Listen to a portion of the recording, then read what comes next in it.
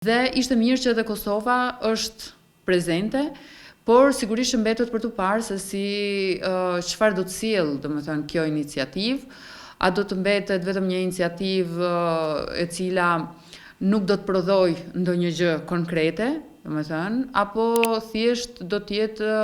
një iniciativë që do të merret drejt për drejt me ndërtimin e Gazës. Nuk është shumë e qartë, për momentin asgjë nuk është shumë e qartë në lidhje me këtë. Sigurisht që është një lloj forumi i mirë për të kontaktuar me liderët e vendeve që nuk e njohin Kosovën dhe në radhë të parë për të kërkuar nga Shtetet e Bashkuara të Amerikës, dhe nuk e di nëse këtë e ka bërë zonja Osmani në këto takime, të kërkojnë nga SBA-ja që të kërkojnë nga këto shtete që janë alate pra të ngushta të SBA-s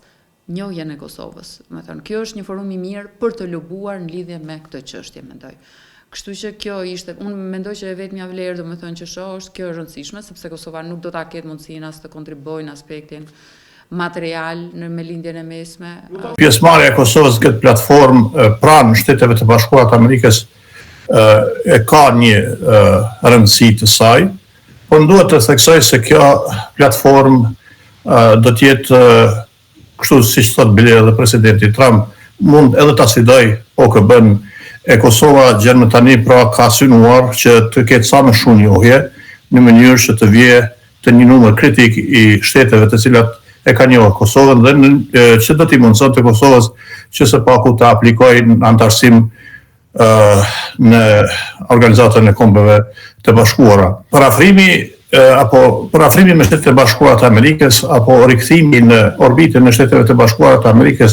mund të shihet edhe si diçka pozitive. Përvojën e shtetëndërtimit, Kosova mund ta ndajë me shumë vende që janë në konflikt, sigurisht, nëse ajo i kërkohet. Ka shumë çfarë për të treguar, sigurisht që konfliktet janë të ndryshme, kanë karaktere të ndryshme. Kosova ka pasur përvojën e Kombeve të Bashkuara, të UNMIK-ut pra, se si organizatë ndërkombëtare e cila i ka hedhur themelet e shtetit Kosovës, ka menaxhuar situatën e pas luftës.